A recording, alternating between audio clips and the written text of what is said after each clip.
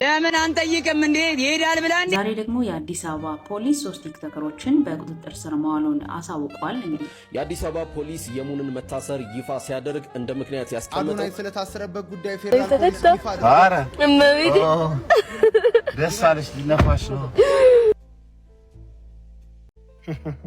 ይነፋሽ ነው። ብቻ ወደ ገደሉ ስንገባ ቲክቶከሮች መታሰር በጣም ጀምረዋል። ብዙ ቲክቶከሮች ብናውቃቸው ብናደንቃቸው የተለያዩ ቲክቶከሮች የታሰሩ ነው እና ይሄን ነገር ላይ ትንሽ ብናወራበት ብዬ ስላሰብኩ ነው። እስቲ ከጆን ዳሊን እንጀምር። እሱን እንደምናውቀው በጣም የቆየ ነገር ነው። እሱም የተፈጠረው ልክ ፕሌን ወደ ትግራይ ለመሄድ በሚነሳበት ሰዓት ላይ ፕሌኑ አልሄድም በሚልበት ሰዓት ላይ እሱ በቀረጻቸው ቪዲዮዎች እና ከጓደኞች ጋር በመተባበር እነሱ ባሉት መሰረት ከሆነ ረብሻል በጣም በሚል አመት ከ6 ወሩ እንደዛ ነገር ታስሮ ነበር። አሁን ተፈቶ ለቤተሰቦቹ በመመለሱ ደስተኛ ነን።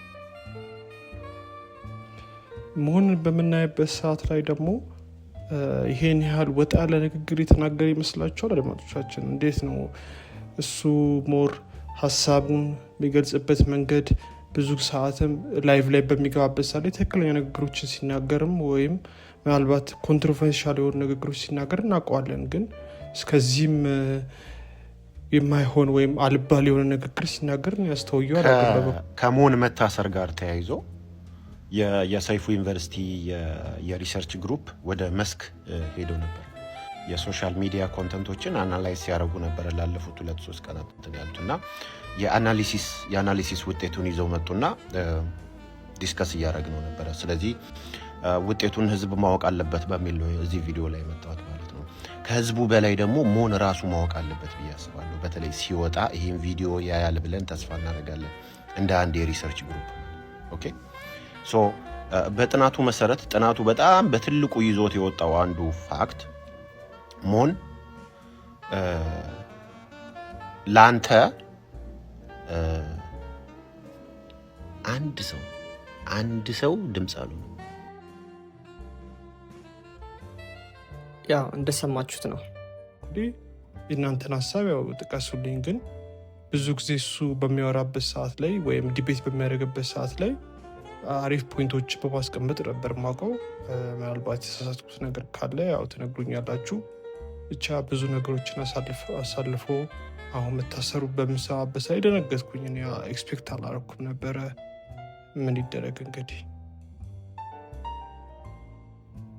የአዶናይ ነገር ትንሽ ግራ ያጋባል። ላይክ እዛ ቲክቶከርስ አዋርድ ላይ በሚገባበት ሰዓት ላይ ብዙ ቲክቶከሮች እዛ ላይ በተለያዩ አለባበስ ስታይል መጥተዋል። በጣም አሪፍ ቲክቶክ አዋርድ ነበረ። ሁሉም ይገባዋል ብዬ አስባለሁ የተሰጣቸው። ምናልባት ሱራጅ ነው የማይሆን ነገር ድርጊት የደረሰበት ብዬ ማስበው። ከዛ ውጭ ያለው ሁሉም አሪፍ ነው። ግን የአዶናይ ጋር ወደ ስንመለስበት ደግሞ አዶናይ የለበሱ አለባበስ ኖርማል ሱፍ አሪፍ አለባበስ ነበር የለበሰው። ምናልባት እኔ ብዬ ማስበው የኢትዮጵያ ፖሊስ ወይም እዚህ ሀገር ያለው መንግስት እንደነዚህ ያሉ ወጣቶች ኢንፍሉዌንስ እንዳያደርጓቸው ወይም ደግሞ በማህበረሰባችን ውስጥ ተቀባይነቱን እያገኘ ስለሆነ እንደዚህ አይነት ሰው ኢንፍሉዌንስ የሚያደርግ ከሆነ በተለይም በብሔር ማለትም ትችላላችሁ ስትፈልጉ፣ ግን በብዙ ሪዝኖች ኢንፍሉዌንስ የሚያደርግ ከሆነ ከነሱ ቁጥጥር ውጭ ይወጣል። ምክንያቱም ይህ ሀገር በጣም ኢንፍሉዌንሻል የሆኑ ሰዎችን አይፈልጉም። ድሮ ነበር እኛ ምሁርም የሆነ ስለዛ ሀሳብ የሚሰጥም ሰውም በዚህ ሰዓት የለም። እንደምታውቁት የጠፋ ነገር ነው።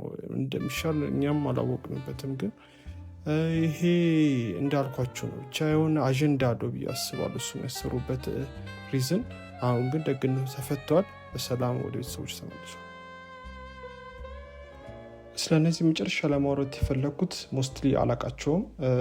ስለምታሰራቸው ብቻ ላይቭ ላይ ገብተው የሪሌሽንሺፕ ወይም ፍቅረኛሞች እንደሚያደርጉት ኪስ ምናምን ሲያደርጉ ታይተው ላይቭ ላይ በዛ ምክንያቱ የታሰሩት ኢንፍሉዌንስ ተደርገው ነው ምናምን በሚለው ማየት ይቻላችሁ። ምክንያቱም ላይቭ ላይ ገብታችሁ ብታዩት ይሄ ምንድነው ያ አንዱ ሰውዬ ነበር ያዘዛቸው ዴ ያደረጋቸው ነገር እና ያ ሰውዬም አብሯቸው እንደታሰረ እሱም ዴ አድርጓቸው ስለነበረ አይተናል።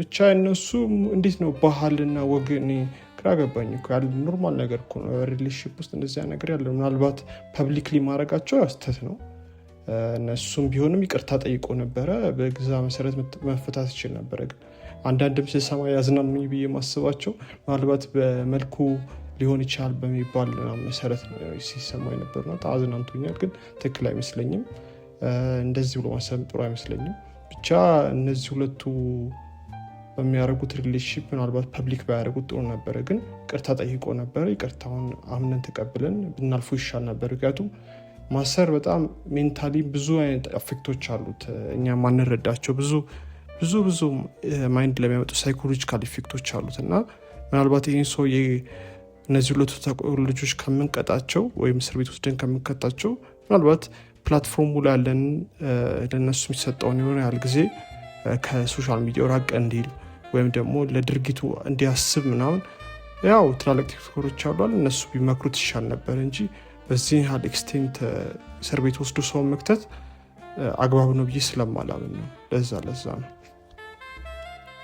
ሰሎነሳ ማለፍ ማልፈልጋቸው ቡራቡር አንዱ ነው ቡራቡር በመናቀው በኢትዮጵያን ድሪል ራፕ ላይ በጣም እየሰራ የነበረ አሪፍ ዘፈኖችን ሲያወጣ የነበረ ምናቀው በጣም ታለንትድ የሆነ ልጅ ነበረ ምናልባት እሱ ወደ ትግራይ በሚሄድበት ሰዓት ላይ እዛም እሱን ፍለጋ በጣም ብዙ ተጥሮ ነበር አግኝተውት አስረውታል እንግዲህ ምን እንደሆነ ሪዝኑ እንኳን በስርዓት ምንም አላወቅኩም ስለዛ ምክንያት አላነሳውም አልፈዋለሁ ማለት ነው ጃኒ ደግሞ አለች ጃኒ በምናቃት በላይቭ ላይ በጣም ፌመስ ከነ ጆን ዳንኤል ጋር በጣም አሪፍ የላይቭ እንትኖችን ሲሰሩ አይተናቸዋል ላይክ በጣም ብዙ መኒ ሜክ አድርገውበታል በዛ ነው ላይፋቸው ሁለት የሚቀየሩትና እሷንም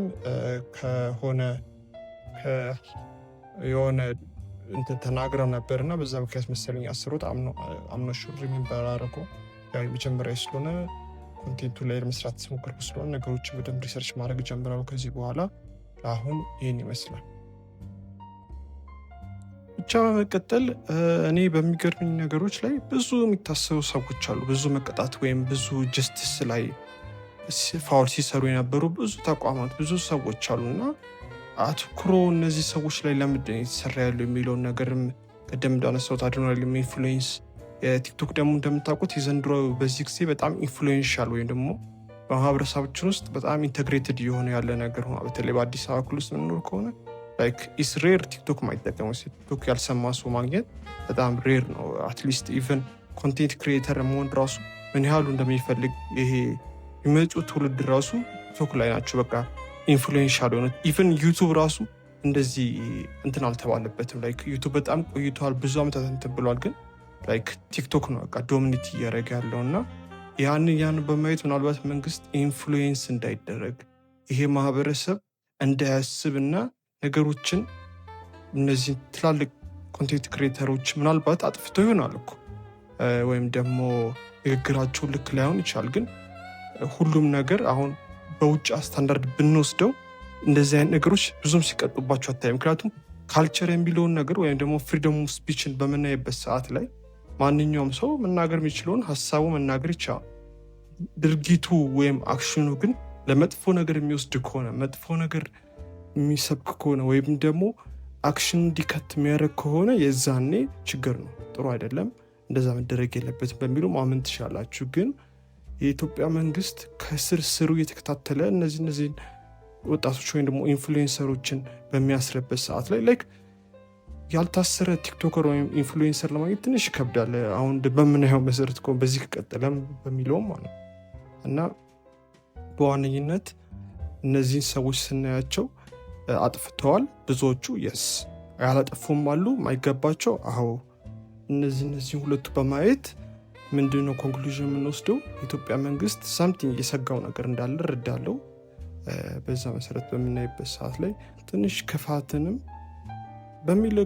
ማለት ይቻላል ግን እናንተ ምን ታስባላችሁ ሞር ይሄ አሁንም ራሱ ገንዘብ ከዩቲዩበሮች እና ከቲክቶከሮች ገንዘብ ማግኘት ፈልጓል ላይክ ማያበረታታን መንግስት ወይም ደግሞ እንደዚህ ነው ምን ሰራው ምናምን ቢለን ፖሊስ የምንሰራ ነው የቲክቶከር ስራ ነው የሚልህበት ጊዜ ነው ያለው ግን አሁን ኮንትሪቢዩት እንድታረጉ ለሶሳይቲ በሚል ማለት ነው ይሄን ያህል ወደኋላ እኛ መጉተት ለምን እንደተፈለገ አልገባኝም። እንደ ኢንፍሉዌንሰር እኔም ገና በጀምሬ ቢሆንም ለምንድን ነው መንግስት ይሄን ያህል እኛ ወደኋላ ሊጎትተን የፈለገው?